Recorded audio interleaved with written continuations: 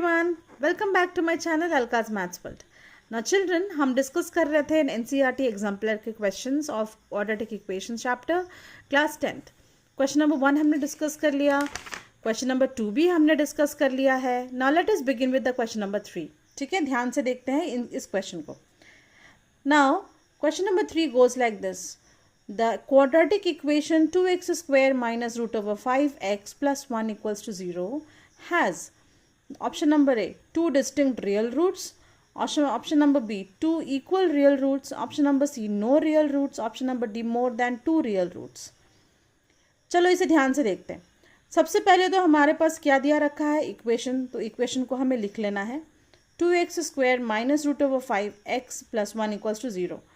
अभी जो भी आपका रूट्स के जो भी नेचर होगा वो फाइंड करने के लिए हमें डिस्क्रिमिनेंट निकालना होता है. सो डी का वैल्यू है B square minus 4ac which is equals to, values put करते हैं. बी की जगह में माइनस रूट ओवर 5 है, सो माइनस रूट ओवर 5 का होल स्क्वायर माइनस 4 इंटू ए की जगह 2 है एंड सी की जगह 1 है. सो 4 into 2 into 1 which gives you 5 minus 4 2 ज़ा 8. Now 5 minus 8 will give you minus 3. अभी यहाँ पे d का वैल्यू आ गया minus 3 which means my d is less than 0.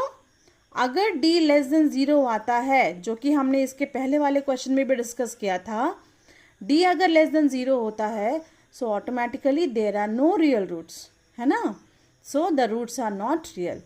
इसका मतलब जो ऑप्शन यहाँ पे चारों ऑप्शंस में से कौन सा ऑप्शन सही है, option number C is the correct one. There are no real roots. ये सारे जो क्वेश्चंस हम डिस्कस कर रहे हैं बच्चों, क्वेश्चन नंबर 1 डिस्कस किया, फिर 2 डिस्कस किया, फिर जो 3 डिस्कस किया, ये सारे एनसीईआरटी एग्जाम्पलर के क्वेश्चंस हैं.